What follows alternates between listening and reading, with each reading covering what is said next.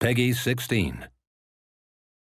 Crysis 3 is fast approaching and it features full performance motion capture. We caught up with film and TV actor David Kennedy, who plays Michael Psycho Sykes in the game, to find out what it's like playing the part of a particularly sweary video game character.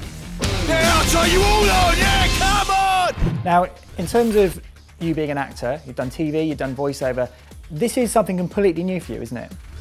Yeah. I've never done motion capture before.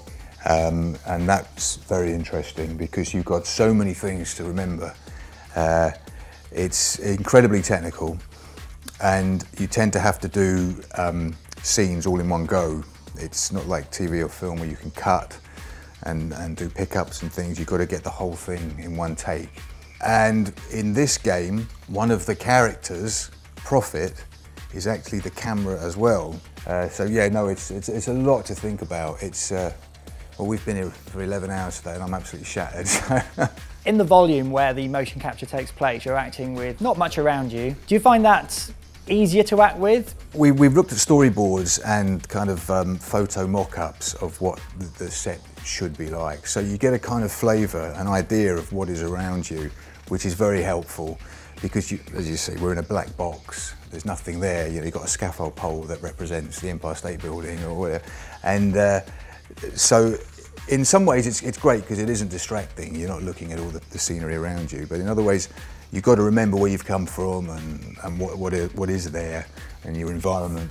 Obviously with a lot of technology, a lot of variables, things occasionally go wrong with the tech. Do you find that frustrating as an actor? Yeah, no, I mean, you kind of accept it that it is so technical, but it is because we've got so much gear on. You've got the suits on and then you've got the helmet cameras. You got all the sound gear, you got so much gear to carry and then the guns and everything else to think about. And then you're waiting for, and then something doesn't work. So yeah, it is a bit of an annoyance. And then we've got the helmet cam and all of that gubbins as well. Does that get in the way a bit? Yeah, it's a nightmare.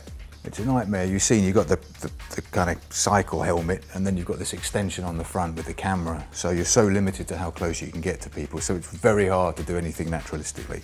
So that's something you're always coming up against. And I'm always holding some sort of gun or something. And every time I move it, I tend to clonk the camera.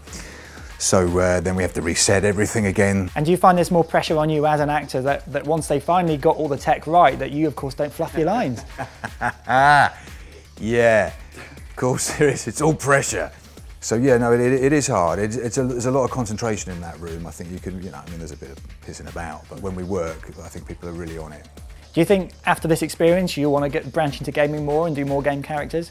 Yeah, it's interesting because Stephen Bender, the director and the guy who sort of conceived the whole thing, very interesting thing because for years people have been saying that it's all going to be, CGI, and Stephen said that's just a completely wrong statement to make because it's actors now. We're raising the bar with films like Avatar, bringing actors into these games. So that is very interesting and something I'd definitely like to do more of. Yeah. Are you also going to check out the game maybe when it's come out, see what the final product looks like? So obviously you won't be covered in balls. You'll be Michael Sykes. Yeah. Well, I would expect to be sent a golden copy, a golden disc with copy, a console as well, I guess.